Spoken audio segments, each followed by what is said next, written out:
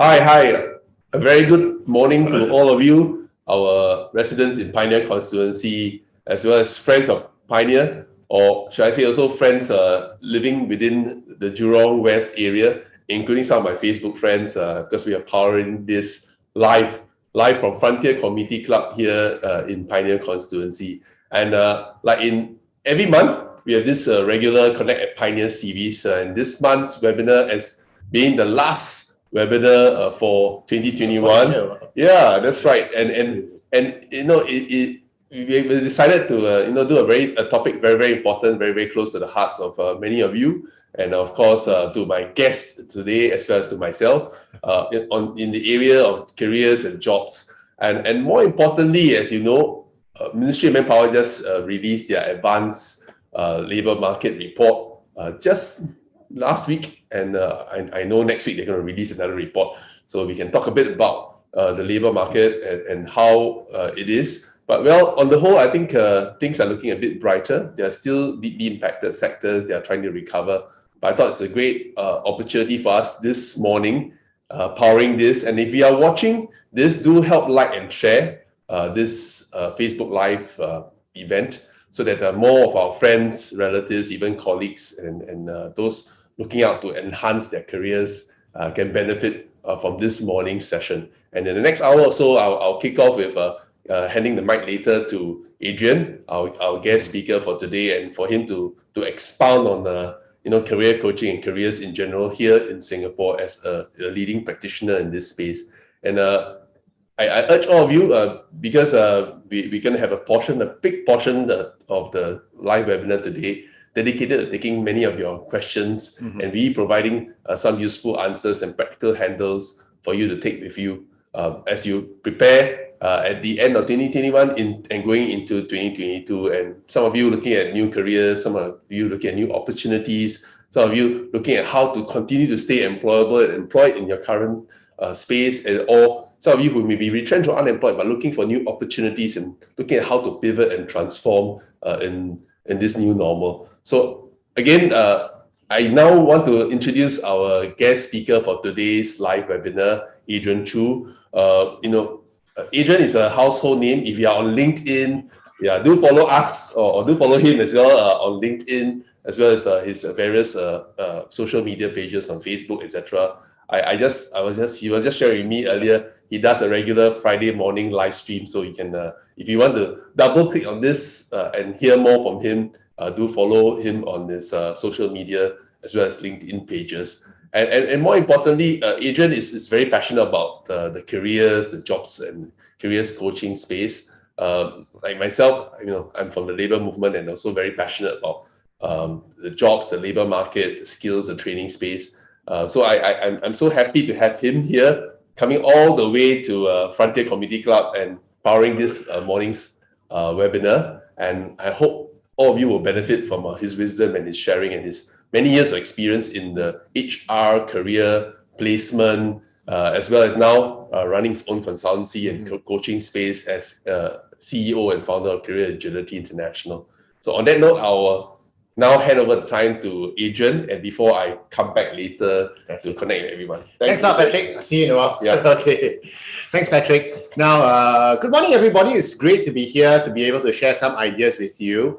As what I always say, careers are a very important part of our lives, and oftentimes, we focus so much on our jobs that we don't realize that we are missing out on. What we're missing out on is a longer-term career strategy. So today we're going to talk about careers. We're going to talk about what's really important with our careers moving forward, and we want to highlight 3 possible career areas. I wouldn't say threats, but these are risks looming on our market, on our horizon. And I wanted to share a little bit more about this risk and how we can mitigate and how we can overcome this risk so that we can remain employable and we can continue to be employed. So let's have the slide deck up. Thanks. Okay. Great.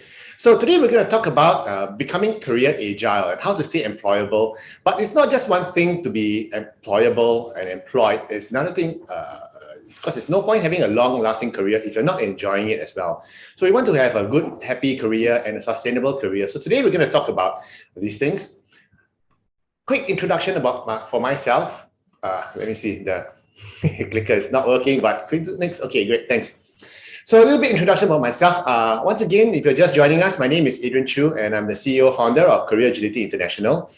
I started my career in Shell, in GE Plastics, and I've been in C-suite headhunting for more than a decade. And 4 years back, my co-founder and I, we started Career Agility International, and our purpose is to help you to grow a fantastic career through career clarity and through career agility as well. So I'm also on radio, 91.3 FM on Thursday mornings at 8 a.m. So if you are in that part of, if you're driving, just tune in to us. Now, today we're going to talk about careers. In fact, if you look at what has happened in the past 56 years in Singapore, it's been phenomenal. I mean, we grew from third world to first world and beyond. In fact, we've had a great run thanks to all the great things that have happened. Even within the context of a pandemic, I must say that we are not doing too badly either. And as Patrick mentioned, it's looking up. Even on the ground, what we are seeing now is 2021, 2022 moving forward, we're going to see a lot of very interesting activities happening. There's an uptick in hiring. Job offers are coming in, jobs are being advertised, headhunters are active again. And what that means is that it's great opportunity for all of us. Okay, so the past 65 years have been phenomenal. But the big question is, what about the next 56 years? What about the next 5 years even? What does our future hold? And we're going to talk about that in not so great detail, but because we are pressed for time. But what we want to do today is we don't want to. One of my personal philosophies is we cannot give you the answers for everything.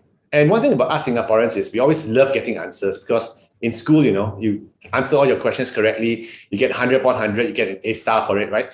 So we Singaporeans are oftentimes very obsessed with getting the right answers. But what we really need to find out is, are we asking the right questions?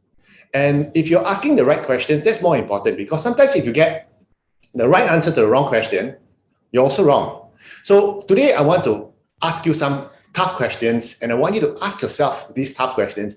And it's okay if you don't have the answers to them, but just think about it over this weekend, over the Christmas period, and how do you prepare yourself for 2022 better once you've answered these questions, okay? Now, so I want to highlight to you 3 possible employment risks ahead that we have identified through our research and through our conversations with business leaders, and by looking at other economies who have gone through this before us. The first challenge that we all need to always think about is how do we stay employable? And that's interesting because we always take things for granted, like, there's always going to be a job for us, but there's a very strong focus on employability. And I want to explain what employability is to you today.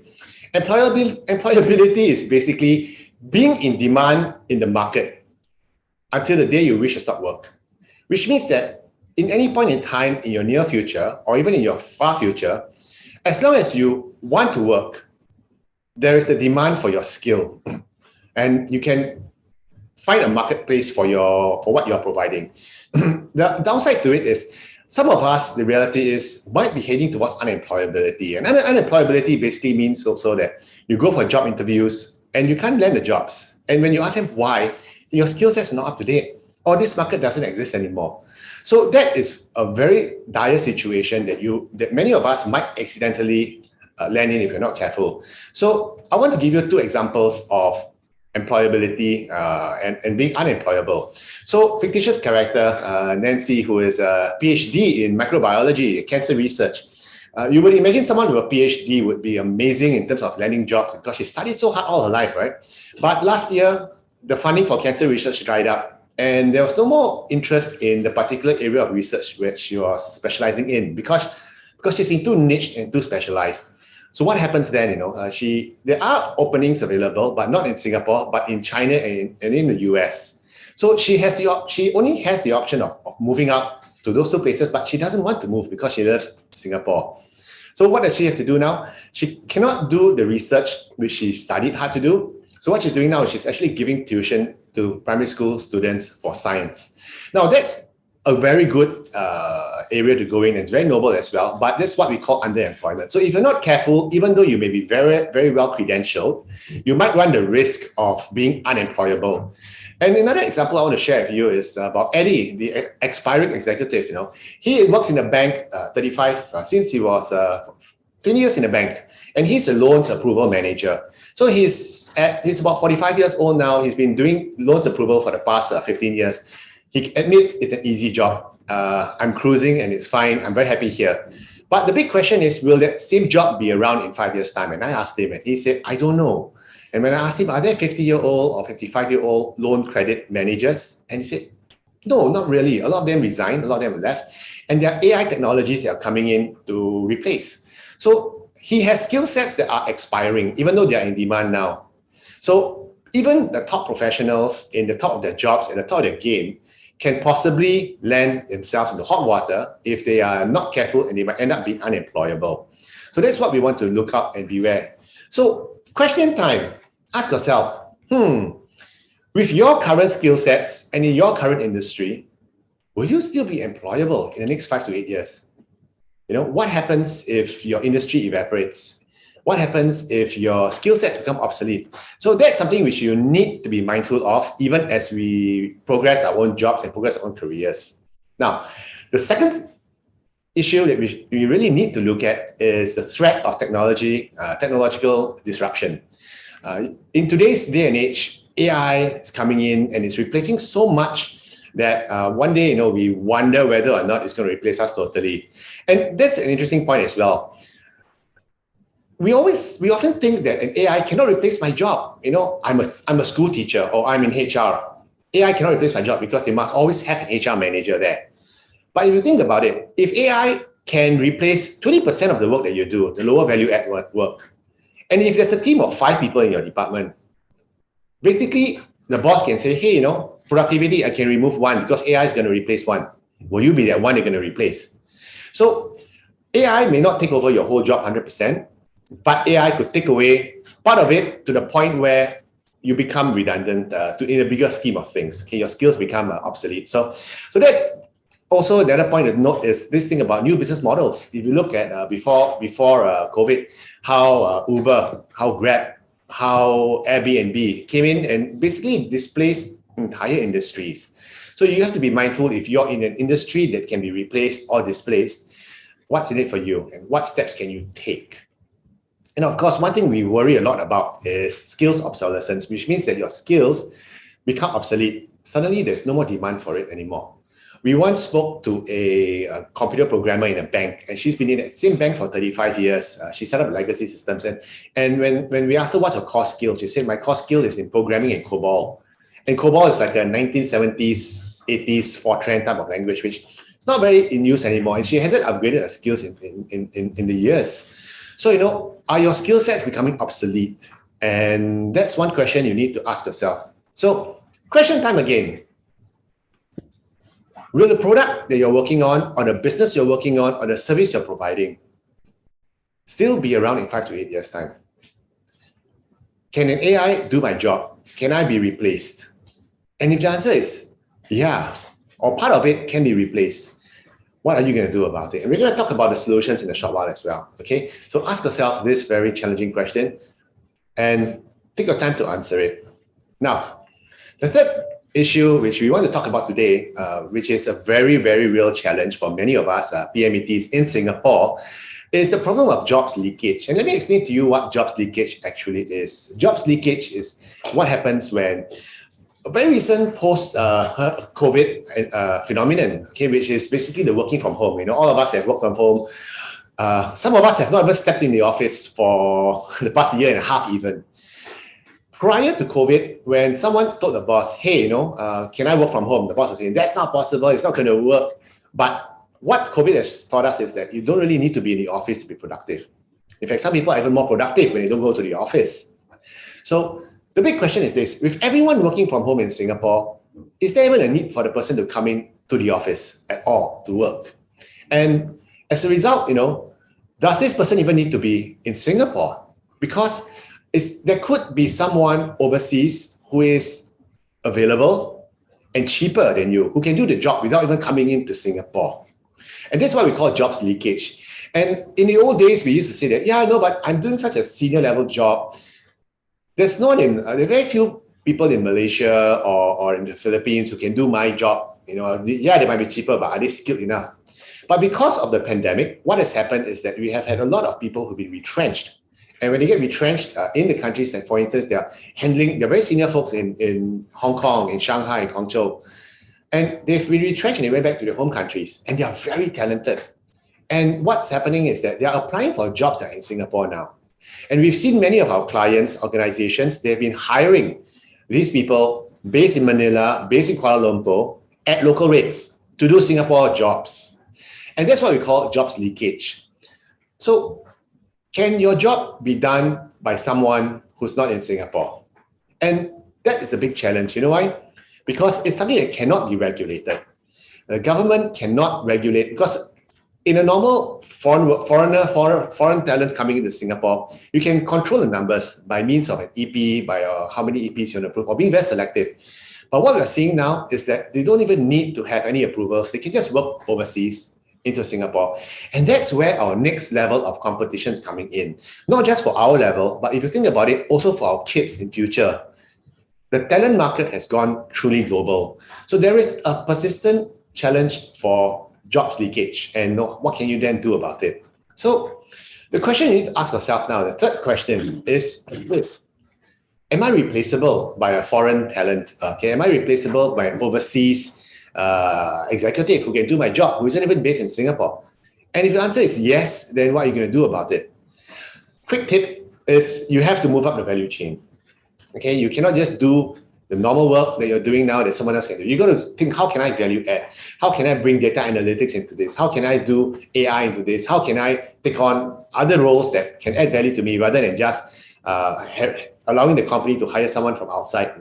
What is your edge? Well, we're going to talk about it in a while. So the big question is, with the challenge of being employable and staying employable so that you can always be in demand, with the challenge of technology coming in, and with the challenge of jobs leakage, what then can you do about it? The solution is you have to become career agile.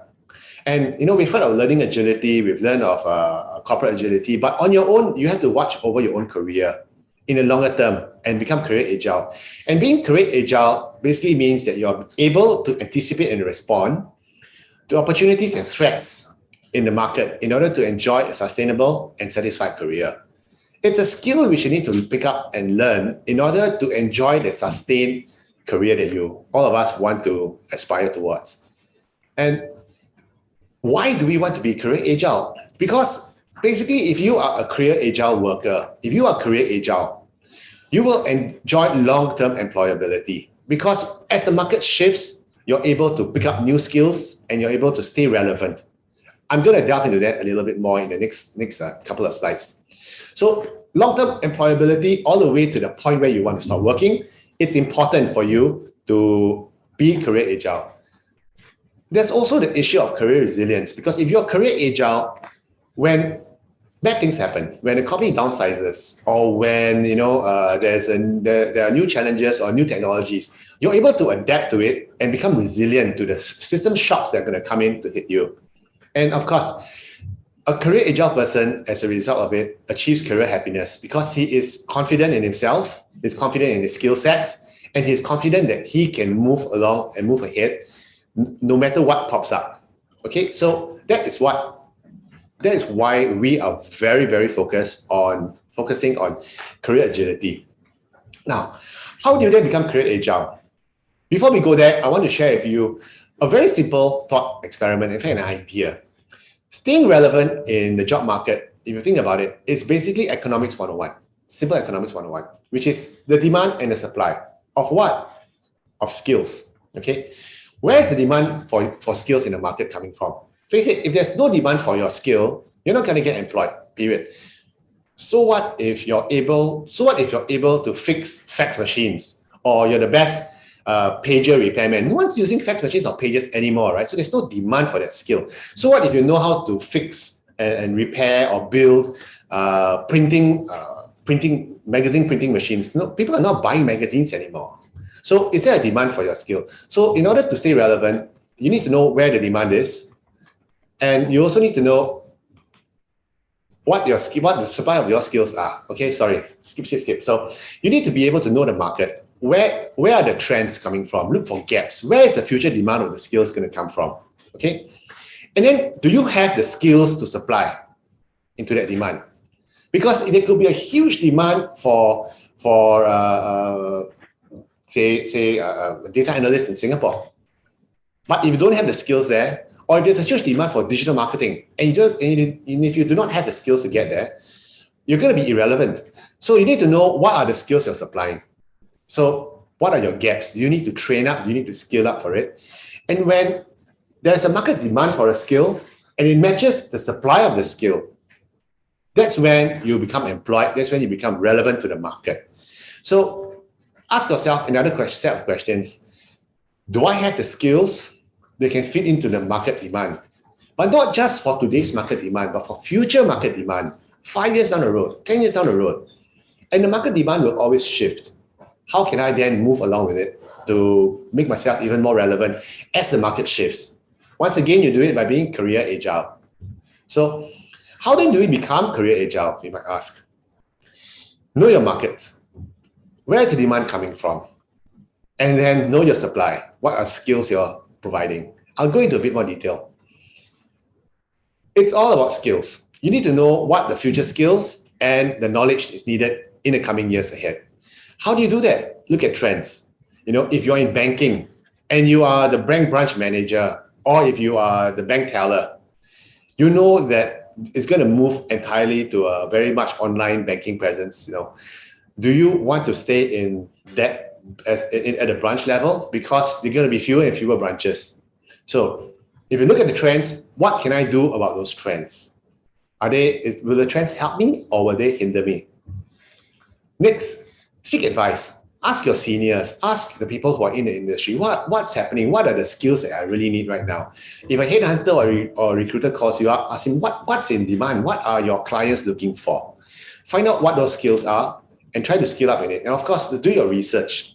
You have to do your own research. And luckily for you, we have had a lot of support from the government as well. Recently, there was a very good Skills Future report about the 3 areas where we are looking at: the green economy, the care economy, and the tech space. And there are lots of very good skills in there that were highlighted. Patrick just posted one a couple of days back, the full report on LinkedIn. It was very enlightening, and I think there are lots of things, skills in there that can give you an edge over not just your local competitors, but your overseas competitors as well. Okay, so you need to know what skills are in demand. And then you got to keep on acquiring those relevant skills. Adopt a learning mindset. The one thing about us Singaporeans, sometimes, and I confess, I'm one of the first people to confess, I do get a bit complacent sometimes. When I get a new phone upgrade, why do I have to relearn all the OS again? In fact, that's why I've been using Android for the past 15 years, because I just don't want to learn how the Apple iOS works. Okay, so, but I tell myself, I need to have a learning mindset, because as long as you're not learning new things and not upgrading yourself, the question is, can you still stay relevant to the job market or the skills market? In fact, in the old days, when you are not upgrading your skills, you're being stagnated, left behind, or as in the army we used to call hentakaki, stuck there, right? But if you look at today's context, because everyone is progressing, everyone is learning, everyone is getting better. If you are not improving yourself, if you're not learning new skills, if you're not taking courses to get better, because everyone is moving forward, you're not stagnating, you're actually being pulled backwards. Okay, so you have to start having that learning mindset. What can I do? And there are so many interesting, exciting courses out available. You can read a book. If you're too busy to read a book, then even watching a YouTube channels on the industries you're interested in, or the new skills you want to acquire. Fast and quick way of learning it, but you must adopt the learning mindset. You must also stay hungry, because I can tell you that our competitors that are not in Singapore are fighting for those jobs. They are hungry. They are very, very hungry. Okay, and that's the truth, because it's a global talent market, and we are not fighting against fellow Singaporeans anymore. it's going to be a global talent fight. Okay, that's why they call it a war for talent. And of course, please use your Skills Future credit. If I were to ask you now in a group, in a room, how many of you have actually used up that $1,500 of Skills Future credit? You'll be surprised though. I just did this question yesterday to a very large crowd. Less than a third have used it. Okay, what are you waiting for? Go and use the Skills Future credit. There are lots of good programs out there. You can pick it up. And if you're working, I am very certain your employers will support you too. So just go to myskillsfuture.gov.sg, do a search, check out all the courses there. A lot of them are not cheap, but they're free. Okay, after all the subsidies and everything else, it's just simply amazing. I have non-Singaporean friends, and they're all green with envy. They're thinking, can I take part? I say no, sorry. It's something that we one of our perks. Okay, so please use the Skills Future credit to learn new skills. And of course, what's important is I feel that you need to build your career strategy as well. And what that means is that you need to plan ahead. Don't just think about I want more money, and therefore I want to focus on earning more money, but what's a long term? Is there longevity to it? Where do I want to head towards? Think long term, plan ahead. And of course, keep upskilling. As I said, you're being employed to do the job. You can do the job better if you have more skills. So keep upskilling, and that is our secret recipe to fending off competition. Okay, to be better skilled, to have deeper understanding of the local markets, and to be able to provide more value to our bosses and our employers. And of course, stay future focused. It is very important for us to have an eye on the future and not just think about the past.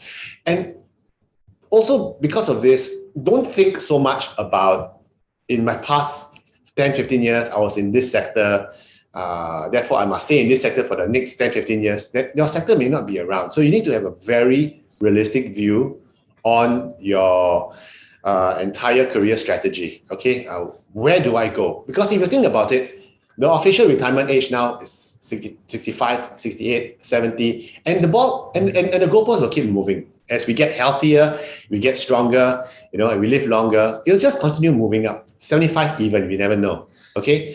And it's something which, although might scare a lot of people, but I think it's a great thing. If you can continue working to the day, you want to stop working at 75, good.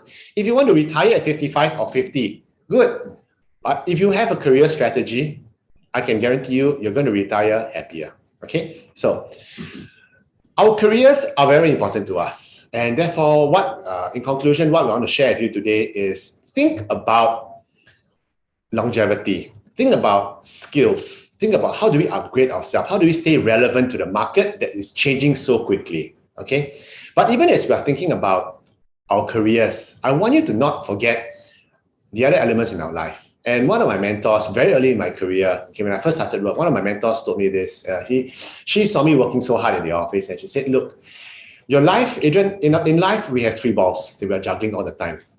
Okay, one ball is your career ball, but you're also juggling your health ball, and you're also juggling your family ball. Unfortunately, we only have two hands, and we need to keep all three balls in the air all the time. There might come a time when you're tired. There might come a time when you're fatigued or distracted, okay, or just simply you need a rest because it's just the balls are just getting too heavy. The three balls have to be in the air, but I want you to think about it. There's something different about the three balls. One ball is made of rubber. The other two balls are made of glass. Your family ball and your health ball are made of glass. If you drop it, it cracks. It's going to be hard to mend. But your career ball is made of rubber. Push comes to shove. If you need to put the ball down or drop the ball, okay, focus on your family, focus on your health first, because that's important to you. So you can always pick up the rubber ball later on. So it's all a matter of prioritizing. It's all a matter of focus. And I think what's really important for us to have is have a big picture view on our careers, that it's not just about turning up for work, okay? And that concludes the discussion that we have today. So if you have any questions, we'll be happy to answer any questions. Patrick? Okay. Thanks, Andrew. Thanks, Adrian, for really expounding on this important topic. And I hope you all of you got some practical handles from him. I think very useful tips on particularly navigating, as we look at what's happening in the labor market. Well, a bit more positive news coming out from the labor market last week. And fingers crossed, I heard next week there's another piece of labor market report coming up. Excuse me. And I'm a bit optimistic. I'm looking at economic recovery this year and at least a positive forecast for 2022. But the points that Adrian raised are so very important.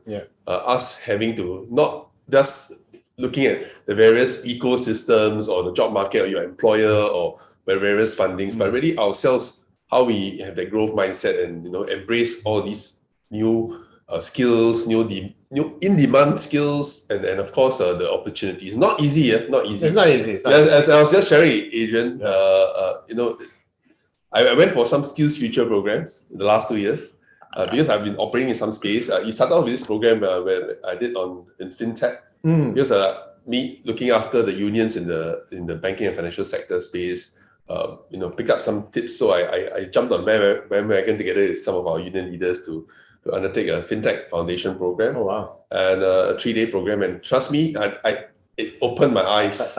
I knew a bit, but it really helped in changing your mindsets on what the fintech ecosystem or space is, and really open your minds to new opportunities. And thereafter is like, and of course last year as well I went through a program as well, tapping on the skills future credit. Yes, of course, right? Yeah. And even in some of these programs, I didn't even have to tap on skills future credit because there's already enhanced funding. Particularly for many of us, and myself just turning 50, so a mature worker, I get the enhanced funding, enhanced funding. So almost 95% is funded by the national funding schemes. So picked up some useful knowledge on running family offices and stuff like that. So I think it's really a treadmill journey that you rightly pointed out. You can't stay hentakaki and then expect so everything will move on. So it's very important to be on a treadmill and keep up with the changes. And thanks for alluding to the skills report that was just the future skills report just out 3 days ago. It's amazing. Skills Future Singapore actually released thanks to Sunju and Zichin who came out with the report. I knew they were doing something like that. It was a big long journey. It was a good report, but I think provide us some perspective into some of the growth sectors. If you notice the report, I also asked Sunju as well. I say, why do you focus on these few areas? I think some of the areas that the report focused on were some of the areas constantly maybe not looked at. We all know the modern services space has been a very big space and very growing. But I think that the report intentionally went into some of the new areas which sometimes often get neglected, but actually presents itself many opportunities, such as, well, we know Adrian mentioned earlier, the digital, the care, the green space. So I think the green and the care spaces are two spaces which actually will provide a lot of opportunities in the next, I would say, 5-10 years. So that's why I think SSG actually intently shared about the skills in demand for these two spaces. I mean, digital will definitely be digital is always there. Prior to COVID-19, it has already been one of the big movers and big areas where we want people to pick up skills, but not easy. I tried my hand at coding half a day. I gave up. So I can totally empathize with many of our PMEs, particularly the mature PMEs like myself. Having to pick up some of these skills, it's not easy. And even because most of our national programs where there are a lot of funding, there's some form of like certification and some sort of assignments and online tests that you need to go through. But trust me, you just have a positive attitude. I don't think they will penalize failures, but more importantly is to pick up the skills and the knowledge and keep an open mind. And very, very important. The mindset is going to be the game changer. I think in many years to come. So the mindset, I mean, not just mindset of you and me, the employees, the workers, but also the employers as well. So I know some of you are employers out there. So I think just as what Adrian shared, very useful for career strategies for individuals and our residents here in Pioneer, but also very useful for employers. And some of you run businesses, run SMEs, run startups, you run multinationals who are tuning in, and some of our friends who are tuning in. I think we can't emphasize more the need to constantly upskill, reskill, and many of the tripartite partners I speak to, not just in Singapore, around the world, in Europe, America, Australia.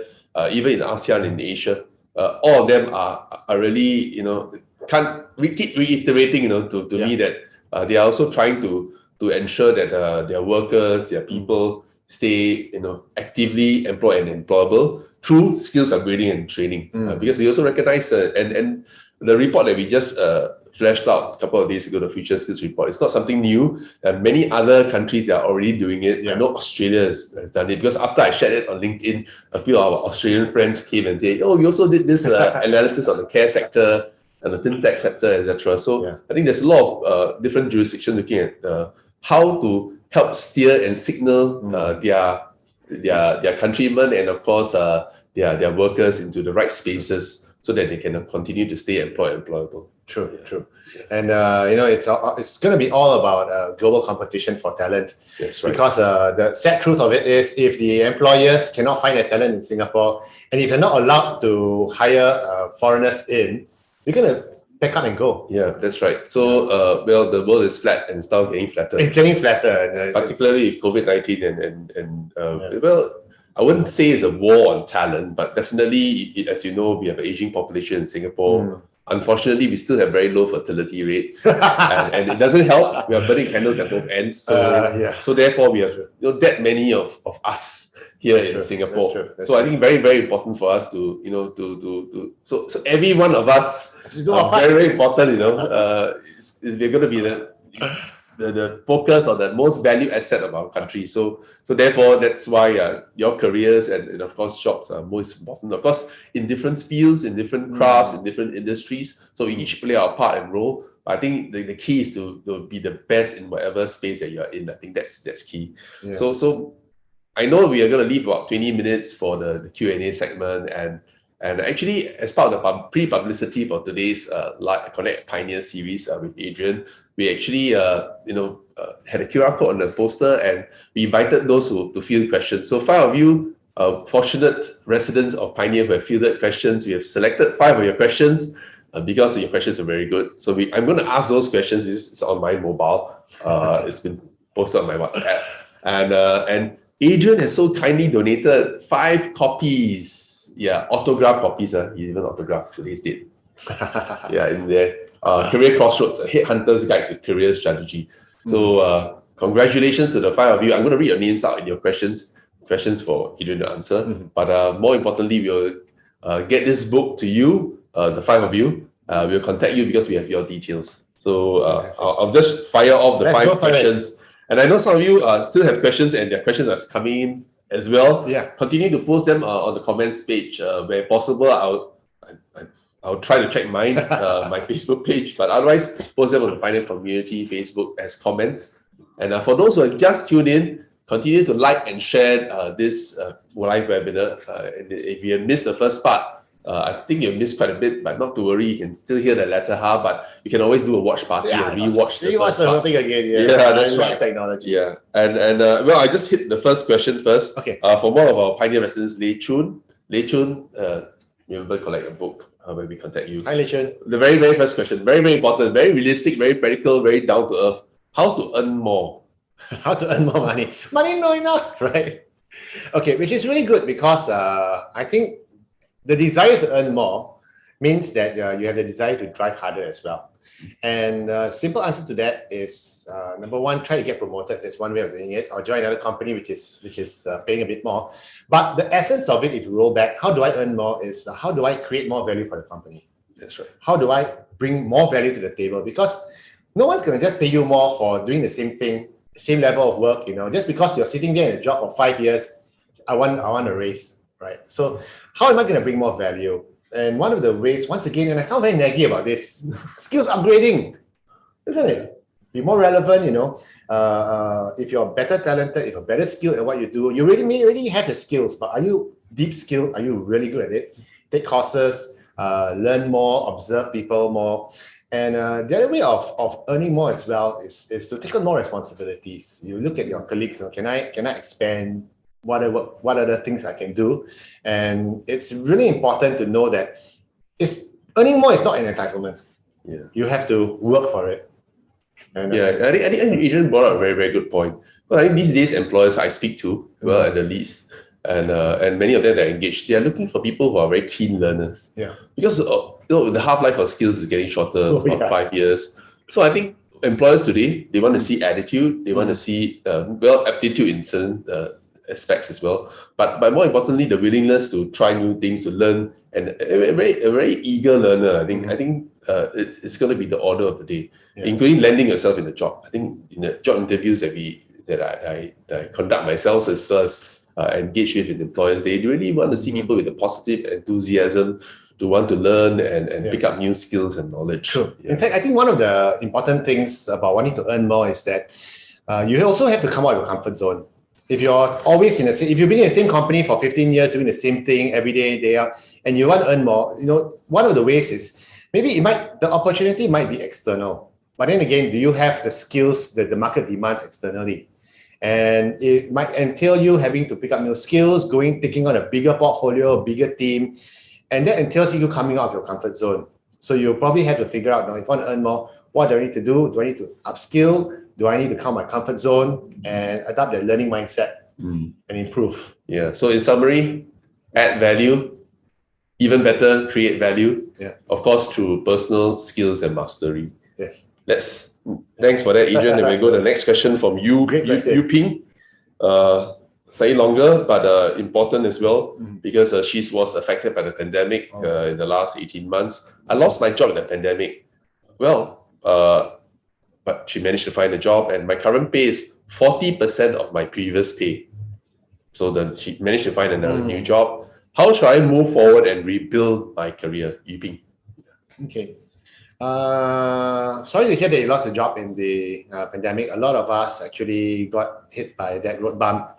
But I'm glad to hear that you jumped back in and you're back into the workforce again. There might be a 40% pay cut, and that's quite painful. And a lot of our PMETs have experienced that as well. But the big question is that 40% cut fair? I mean, are you doing the same job as before, but you're getting 40% pay cut? And frankly, is the employer squeezing you down just because that you got a 40%? Just because you're out of a job. If it is, then if you're confident of your own skills, you might want to, since the market is picking up again, you might want to explore going back out to the market again. But the reality is, you need to ask yourself, is the industry I'm in fading? Is it the sunset industry? Is it that's why there are no other jobs available? The opportunities are not thick. Therefore, if that's so, then you might have to pivot out into another industry, into another role.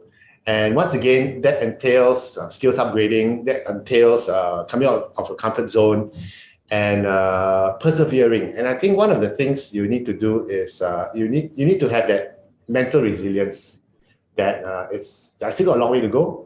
It's 40% pay cut now, but I know since I'm in this job, if it's in a new industry, what else can I learn? What can I learn to improve myself? How much value can I add to this job I'm in that I can bring over from my previous job? So there are lots of things you can do, but the good news is the market is picking up. Yeah, that's right. I think on the labor market report last week, and I think possibly next week as well. I'm just doing a forecast. I think it's getting more positive. The mood is slightly more upbeat. But of course, the various uncertainties, particularly with all the restrictions and what's happening around the globe. But I like your point on really looking at the nature of this new job that you've taken. And how does it measure up with your previous job, the area of responsibilities, or what kind of industry is it in? Because previously you could be in a multinational, but now you're in a small and medium enterprise. Yeah. So I think, pay scales, pay structures, and the industry and sectors may be a bit different. Yeah. Correct. Yeah. So we have a third question from KT Wong. So thanks to our resident KT Wong. Hi, KT. Yeah, useful question. Definition question in many parts of it. What's the difference between a career and a job? Oh, wow. What's the difference between a career and a job? I think a job is something that you do. A career is something that you live for. Your career is a series of jobs. Okay. In the old days, like my dad, he worked in Standard Chartered Bank 35 years. One company, one job, all the way. So his job was his career. But in today's context, especially with the gig economy, short term, so your career is basically the series of jobs that you take along the way. And the bigger question is, it's not just enough to look at your job. You need to look at the biggest picture of things. That's why we talk a lot about career strategy. How do I have that sustainable career strategy? How do I have that? How do I stay employed so that I can always be assured that I'm having a job? And what are my skills? One thing I want to share maybe with our listeners today is this interesting saying which I heard over the last month. Is that you must be confident in your skills. You cannot just rely on the company. You cannot just rely on the government. You cannot rely. It's all about yourself. You know what I mean? And the big and corollary to that also, similar to that is the question: what's the difference between job security and career security? We must be confident in our skills that we have, because the saying goes that when you see a bird sitting on a tree, high tree, he's very comfortable perched there, very confident. Is he confident because the branch is strong? Or is he confident because I got strong wings to fly off, right? So we have to have our skills, our value creation, our confidence in ourselves. That fine, if the tree collapses, I'm in demand. I can fly over to the next place, and I find another tree to roost. So that's why we must have that confidence and that strategy. And thanks, if I may. Remember one of my all those adages. Previously, it used to be learn, work, and then you retire. Today, it's going to be a career lifespan. It's going to be learn, work, and then you retire. So it seems like it's going to be a continuous education and training process, and it's going to be a journey. So I think there are many reports, from McKinsey to World Economic Forum, talking about particularly this generation of workers, all of us, we're going to face the peaks and troughs of pandemic, economy. And of course, one of the biggest challenges that Singapore is facing, actually, I would say, that's my forecast for the next 5-10 years, which is structural unemployment, meaning that there may be new jobs, but there may not be people with the right skills to take on those new opportunities. And sometimes it's a mismatch, or sometimes it's a mismatch. Sometimes there are jobs, there are people, but we want, so we need people like Adrian and many of our national career centers like Workforce Singapore and E2I to help alleviate this missed opportunity. But at the same time, also there's a mismatch. That's why learning is important, because the company, for example, if your company, XYZ company, is going through major transformation and trying to go into e-commerce, digital space to market their products, and you really need people who are savvy in that, who have that knack for it or appetite for it. And when they find people, you probably need the skills to take on those new opportunities. So be open to them. I'm very sure most companies, even SMEs I speak to, are really moving very rapidly in the digital space. That's why the great demand for digital skills, and not just those hardcore digital skills like software development, Python, or even C++, JavaScript, UX, UI, but actually being familiar with operating in these spaces and know what the capabilities and limitations are, so that they can segue into those areas. That's right. Question number 4, for Maylin. She says, how to navigate in career transition? Part 1, part 2, and how to have transferable skills to make myself marketable. Okay, so Maylin, career transition is defined as you're moving from one role or one job to another job. Okay, it could be after you're being retrenched, or it just could be I just quit and I want to explore what else I have out there. So you have to figure out 2 things. Number 1 is she has to figure out, once again, is there a demand? Where's the demand coming from? And also, do I have the skills to get in there? So you really need to do your research to find out where exactly is the demand coming from. Okay. Second thing is the skills. Once again, she asked about transferable skills, marketable skills. So you really need to sit down and drill down what are the skills that I really have. And if you figure out, if it could be selling, it could be sales, it could be managing teams, it could be product development. So you must be able to list down what your skills are, so that you can have at least something to sell to the interviewer, right? But one more thing I want to speak to our pioneer residents as well is, some skills you're really good at, but maybe you don't want to do anymore. So I have this client who has done operations all his life. And he says that I'm good at it, but I don't want to do operations because I'm tired of 24/7. Everyone's calling me up and everything, right? But he keeps getting called up for jobs in operations. So he's asking, how then what are my other skills? And his other skills are basically contract negotiation, managing big teams and everything. So I said, then focus on that. Look for jobs. Don't just look for jobs that you've always been good at. That's why I said earlier, be future focused, not past focused. What do you want to move into? And see whether or not there are opportunities there, you can jump in. Thanks for that. Yeah. I always like it when Adrian reminds us to be future focused. Very, very important in this day and age. I mean, look forward, particularly the uncertainties ahead, what we call, getting a bit cliche, the VUCA world. Yeah. I think you really need to be very future focused in all areas. In all aspects. And I think we have to be realistic as well, because I'm also joining the 50s club very soon. Okay, next year. The thing is, we are not getting younger, and therefore, we may not be able to run as fast as the younger ones now. And we have to be realistic that in our current job now, can we run at this pace? Is that sustainable? So I once jumped into this taxi, and the taxi driver was this. Wow, he was in his mid-40s. Wow, tough-looking guy, suntan skin, tattoos and everything. Wow, spoke excellent English. And I said, "What do you do before?" He said, "I was a oil rig diver." Wow, oil divers get paid about $1,000 a day. Crazy. Okay, but the thing is, high risk. A lot of my colleagues have been washed away, never to be found again. But he said, I'm driving a taxi now because when I hit 38, 39, I realized that my body cannot take this sort of punishment anymore. So he pivoted, ran his own business. So now he's running his own business as well as driving the taxi part-time. So, he was smart in knowing that what is his transferable skills. So he's doing diving equipment. Business is technical expertise. Correct. Yeah. So those are transferable skills that he has. But the thing I admire him is that he was resilient, and he did realize that I cannot carry on. If I carry on this role, I might be one of those swept away. Yeah, that's right. Once again, future focused. Yeah, thanks. And our fifth winner of the book prize from our resident Aaron, that will be contacting you, as well as earlier four.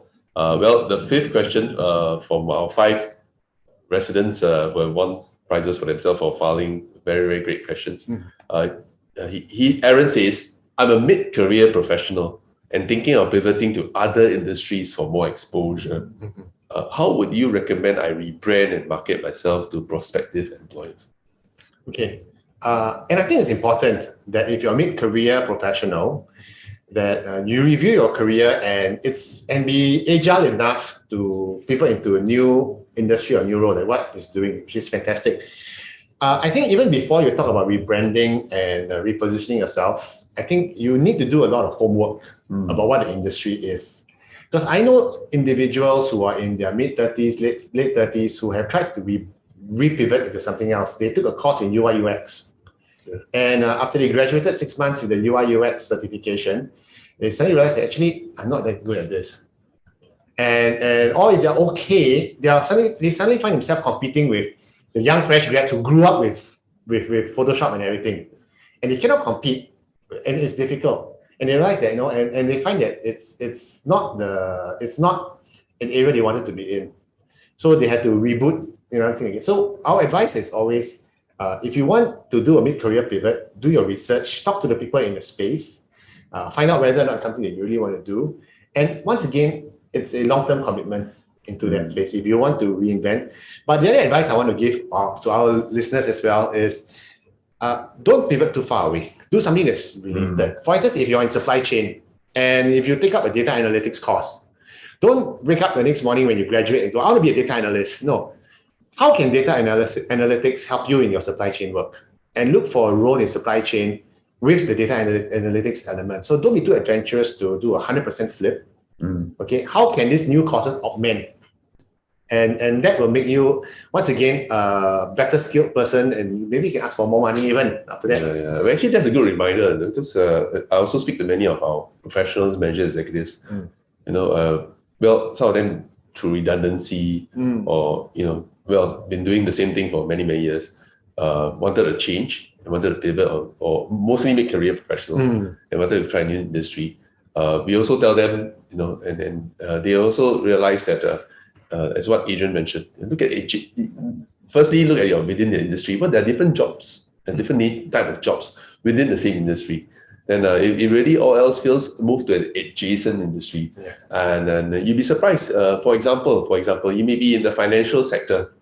Yeah, but you're so tired after chasing all the KPIs, Yeah. your weekly, monthly, quarterly KPIs. You decide, take it easy for your own sanity, and stress levels are going to up. So you may want to go to adjacent sectors. So actually, one example which I have for particularly those, for example, in the financial sector, is to move into the wholesale and retail trade, where there are actually more than 30,000 companies, and they're really looking for people with that financial background. But you're doing it more to help companies, for example, like move into ASEAN, move outside of Singapore into spaces. I know many of the wholesale and retail trade companies, well, some are family businesses, and they're really looking for people with the expertise to help them to go into new markets, to help them to develop their businesses.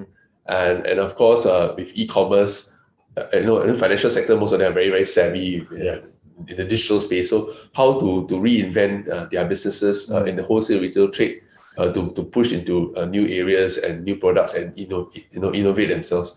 So actually, this is an example of how moving the adjacent. But I thought another area which I felt strongly, which personally I felt strongly. For example, I enjoy teaching and lecturing and doing conducting training. So something you're passionate in and about. I think another possibility is to move into a space where you're very passionate about, so that your best you can see from your passion and it exudes from you. So I think one other possibility, besides moving to adjacent spaces, moving to areas where you have very strong passion and interest. Yeah. I know one colleague of mine, she was in HR, but decided to do something different. But she has always have a knack for counseling. Counseling is in not career counseling, but really counseling and social work. And she actually left the HR job. It was then quite stressful, into counseling. And then before that, she took one of our WSQ in counseling programs, and she pivoted and now happily doing counseling. And well, in a way, it's her passion and interest and keeps her alive and keeps her awake and really keeps her going. Yeah. Excellent. And I think it's a lot of research that you need to do. So don't just jump in blindly. Do your homework. Yeah. Actually, I just realized after speaking about all the 5 questions, we are left only with 4 minutes. But never mind, I'll try to slip in those of you from Chris and Andrew who actually posted questions and comments. I'll just lump them up together as one final question for today's live webinar. The questions were, how do we know what kind of jobs are suitable for us? That's one. And how to progress further when you are changing industry. Well, quite similar to earlier question. So I repeat again the first question by Chris on how do we know what kind of jobs are suitable for us? Yeah, and the second one is how to progress further when you are changing industry. Okay, so Chris, if you're looking at starting a new job or new company or new industry, once again, you got to do your research, your homework, find out exactly what it is. Sometimes we don't know, sometimes we assume that a job is what it is. Okay, like if you say, I'm going to teaching, and then you think that, oh, teachers teach, but actually they do a lot more than that. Manage the students, manage the parents, manage the paperwork, admin. So, find out what you're really getting yourself into and don't rush. So my advice to you is don't rush, do your homework. And the second question, I've forgotten. Sorry. Yeah, it's moving in how to move in the new industry, how to advance in that space. Oh, okay. Progress further, especially when you're in changing industry. Wow. Okay. Learn.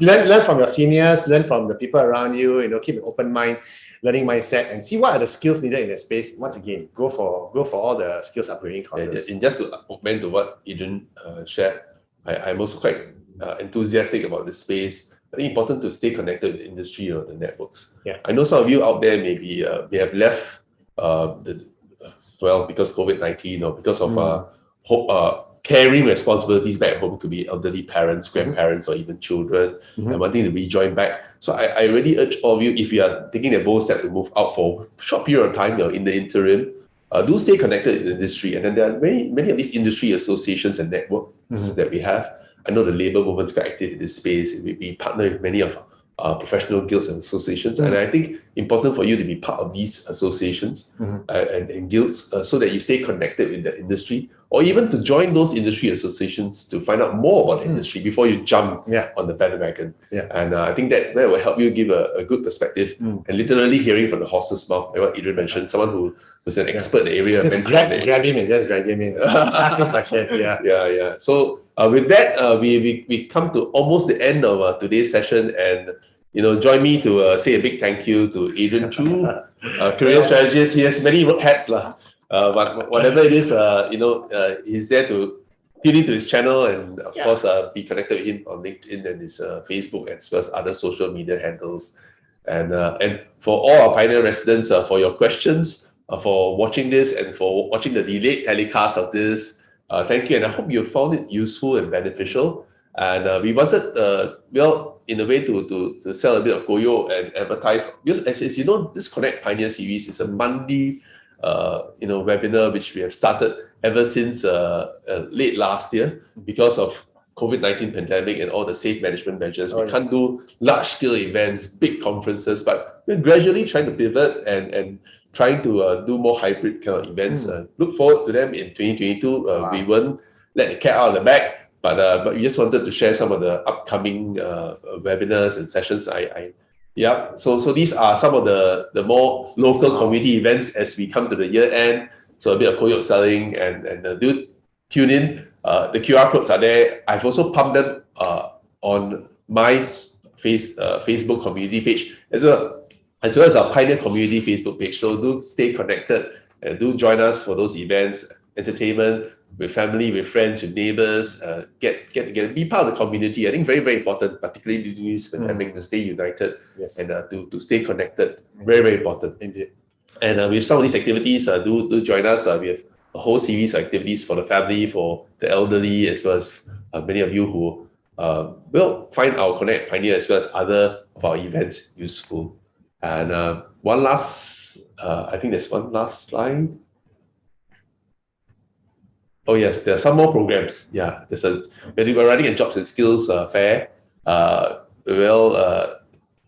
In the coming weeks. So do join us. There are actually quite a lot of employers out there. They are expanding and looking for. They are. The indication, as I said earlier, the hiring is going to shoot up next year.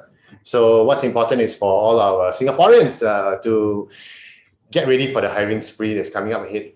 Get skilled, get ready, get your CVs ready, just prepare. Yeah, that's right. And there are many opportunities. So we'll continue to do our career fairs as well as virtual career fairs, including in Frontier Community Club. We actually have a sort of like a self-service kiosk downstairs. You don't even have to come into the community club. As and when you're near Jurong Point in the area, you can look out for some of the jobs, even part-time ones, even freelance ones, to help you stay engaged, regardless of your age, and really stay engaged in the labor market. Very, very important, particularly in this time and space.